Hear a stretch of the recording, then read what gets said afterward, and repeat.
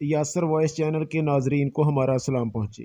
ناظرین کہتے ہیں کہ دلوں میں اتر جانے والوں کو موت نہیں آیا کرتی، موت ان کی روح کو لے اڑے یا جسموں کو فنا کر ڈالے وہ زندہ رہتے ہیں، کیونکہ دلوں کے رشتے اٹوٹ ہوتے ہیں۔ اس کی زندہ مثال وہ اداکار ہیں جنہوں نے اپنی جداگانہ انداز، دل موہ لینے والی اداؤں، بڑی بڑی مخبور آنکھوں، منفرد ہیئر سٹائل، جاذب نظر، متوازن سراپے اور شوخ اداکاری کے بل پر لاتعداد دلوں میں کچھ یوں گھر کیا کہ آج ان کی موت کو 4 اشرے ہونے کے قریب ہیں، لیکن ہر آنے والا دن وحید مراد کی شہرتوں کو دعا بخش رہا ہے۔ لیکن ناظرین، 80 کا آغاز ان کے لیے ناخوشگواریت کے لے کر آیا۔ 1983 میں ان کا ایک خوفناک ایکسیڈنٹ ہوا، چہرے پر بھی شدید چوٹیں آئیں۔ اس سے چند سال قبل ندیم کی انٹری ہو چکی تھی، ان کو سپیس ملی اور وحید مراد پس منظر میں چلتے چلے گئے۔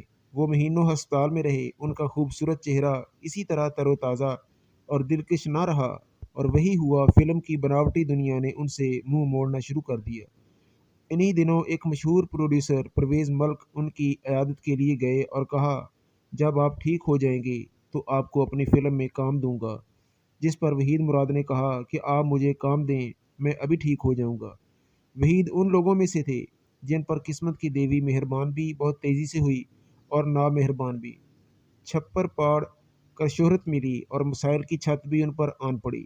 چند ہی سال میں ان کی زندگی کوکو کورینا جیسی شوخی سے بیتے ہوئے کچھ دن ایسے ہیں، تنہائی جنہیں دہراتی ہے، ایسی آہ میں بدلتی دیکھی گئی۔ 40 کا ہندسہ عبور کرتے ہی ان کے سٹارڈم کا سحر ٹوٹنے لگا، حالانکہ ان کے ٹیلنٹ کے حساب سے وہ ابھی بہت کچھ کر سکتے تھے۔ اس کی کئی وجوہات تھیں۔ ایک تو انہیں معدے کا السر ہوا اور علاج پر جمع پونجی گنوا بیٹھے۔ دوسرا، کچھ ساتھی خواتین فنکاراؤں کی جانب سے بھی ان کے ساتھ کام کرنے سے انکار کیا جانے لگا۔ ستم بالائے ستم، انہی دنوں حادثے کا شکار ہو کر بستر پر پہنچ گئے۔ وہ ایک حساس انسان تھے، انڈسٹری کی جانب سے نظریں پھیرنے پر مداحوں سے دور اور جام سے قریب ہوتے چلے گئے۔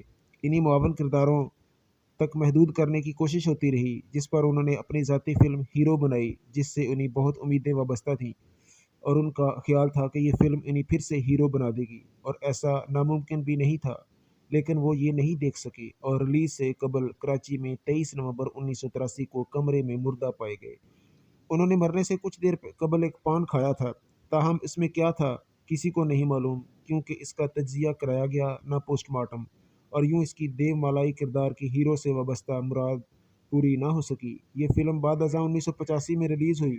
انہوں نے 124 فلموں میں کام کیا اور آج بھی لالی ووڈ کا اثاثہ ہیں۔